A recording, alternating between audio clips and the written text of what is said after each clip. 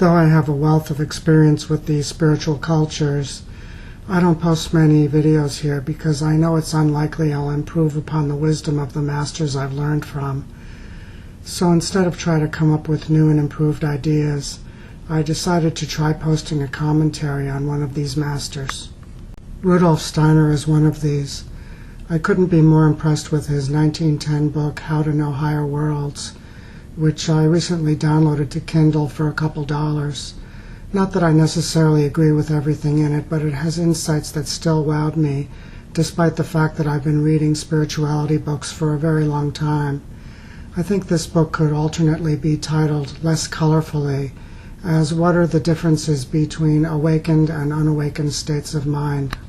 Perhaps the most impressive idea in this book is in his insight into how the faculties of thought, feeling, and will may change in those who have awakening experiences and who develop themselves in spirit.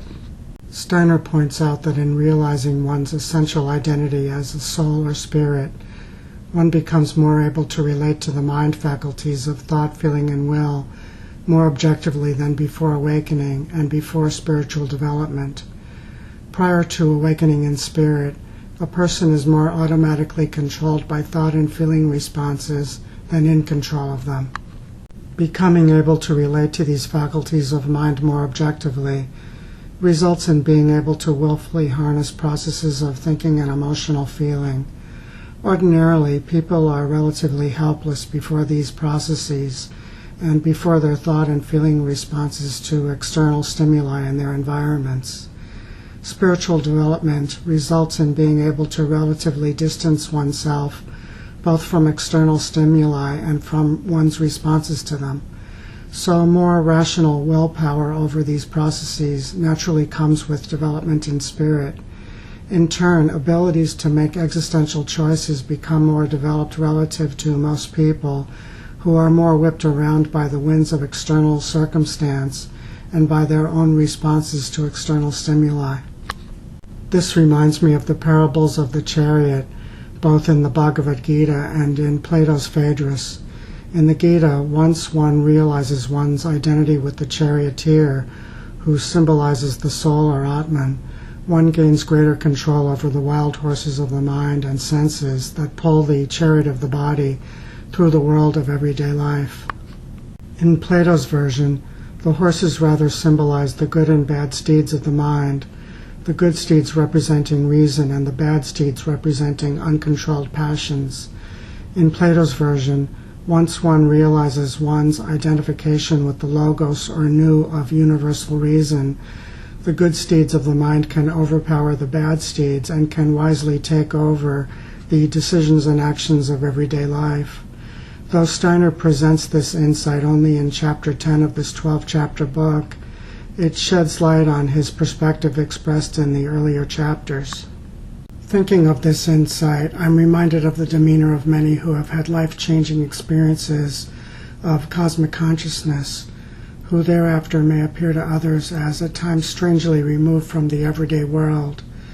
This may be interpreted by others as withdrawal or not caring, but in light of Steiner's insight, we can see this seeming detachment as manifesting one's abilities to see and relate to the world more objectively as a spirit or soul consciously relating to material life. In contrast to most others who cannot relate so objectively or consciously to material life because they feel so intensively identified with material life. Steiner points out that rather than representing withdrawal from material life or not caring, this more distanced perspective on material life as a spirit consciously relating to a material world that one now knows they are not essentially identified with results in being able to see the physical world more clearly than others, as a material expression of spirit, the logos, the nu, God, what have you.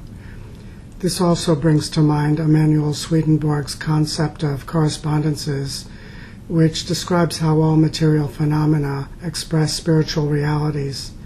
The idea of correspondences is expressed in the phrase, as above, so below. This may result in a life of the mind richer in feeling than most unrealized persons, as it enables one to live more in appreciation of the beauties of life and to be able to more deeply feel the harmonies and splendors in the beauties of nature and life. However, Steiner says that this will be expressed in more equilibrium of temperament, as those developed in spirit will be less prone to any volatile swings of mood that result from being whipped around by the world rather than being more in control of one's thoughts and feelings. Of course, these characteristics of seeming detached might be accentuated in introverted personality types.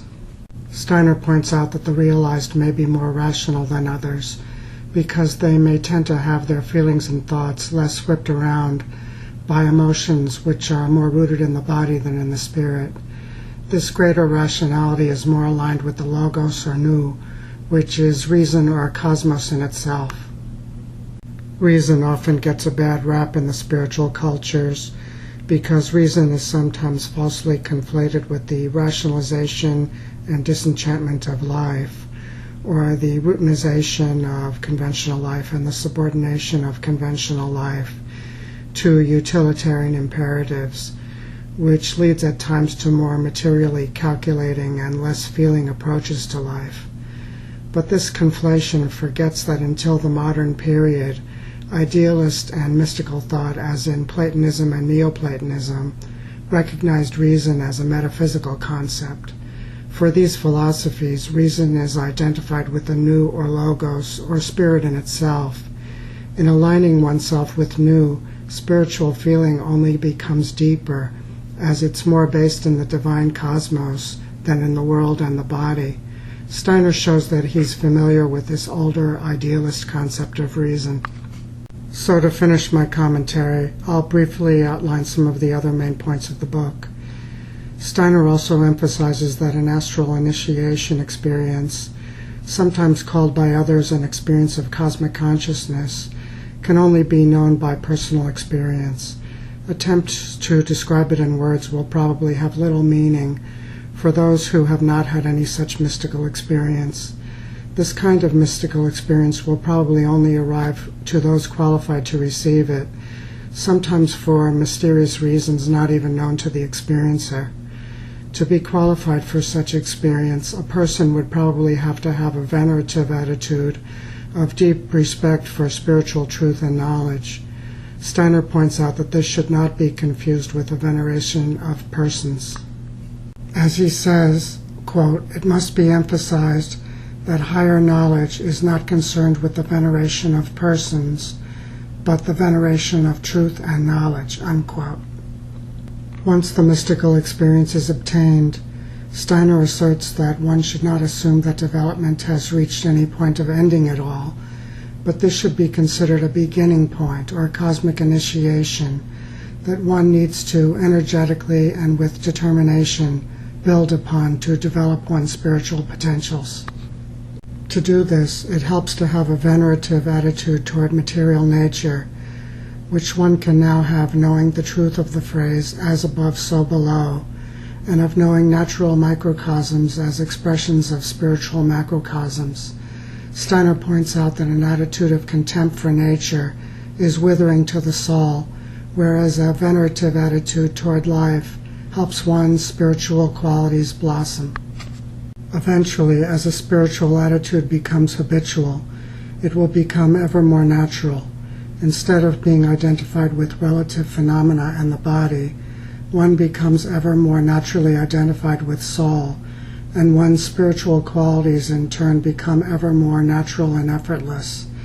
As this happens, one becomes ever less affected by external chaos and the dramas of the world, and more guided by the inner life of the soul, rather than external, material, worldly, and bodily influences. This will also naturally result in living according to universal ethical and moral principles by free inner inclination rather than by the compulsion of external social rules and laws. Steiner points out that rather than bringing about a withdrawal from the world, however, development in spirit will naturally bring about urges to make oneself an expression of spirit in the world. An awakened spirit will seek to bring more expression to wisdom and beauty in the world. He considers this a spiritual responsibility. Steiner asserts that a withdrawal from such responsibility will stall one's further spiritual growth. Despite being perhaps better gifted to see the beauties of divinity and nature and the world after spiritual awakening, Steiner points out that the removal of veils of sensual illusion may also entail realizations of disturbing truths that were formerly veiled by illusion. This is so true. Many seem to think that spirituality is in seeing through rose-colored glasses and having a Pollyanna perspective on life. In fact, the rose-colored glasses come off, and reality becomes more revealed in its bareness. I think this is because realization in spirit naturally may more enable one to see beneath outward physical appearances to the spiritual essences or bases of things. As we all should know, even if we aren't spiritually awakened, the characters or spirits of persons, places, and living things are frequently far from good. Realization may more sensitize us to the underlying spirits of persons and places, which are often far from pleasant. This observation grants Steiner immunity from any accusations of the spiritual bypassing or denial of the more unpleasant aspects of life, which is so pervasive in shallower forms of spiritual culture. This discussion, by the way, starts toward the end of Chapter 2, titled The Stages of Initiation, and continues in the next chapter, if you'd like to check that out. Taking this insight a bit further, in spiritual realization, one may be able to see and appreciate things according to their ideal forms and their cosmic significance. One can see the Platonic ideas through their earthly manifestations. One no longer experiences things only empirically through the five senses, but experiences things panoramically in appreciation of how they reflect divine ideas. Indeed, this would be overwhelming to an ordinary frame of consciousness, but as Plato observes in the parable of the cave, one eventually gets accustomed to seeing the world in a divine light, a light that would be blinding to ordinary eyes and minds. So I think this covers most of the main ideas of how to know higher worlds.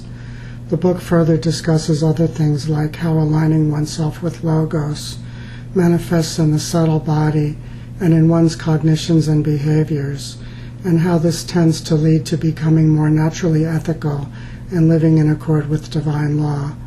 I won't go more into that here, as these ideas are less original to Steiner and are covered in many other books.